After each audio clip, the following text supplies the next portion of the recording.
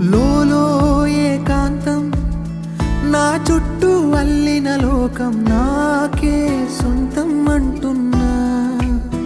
విన్నారా నేను నా నీడ ఇద్దరమే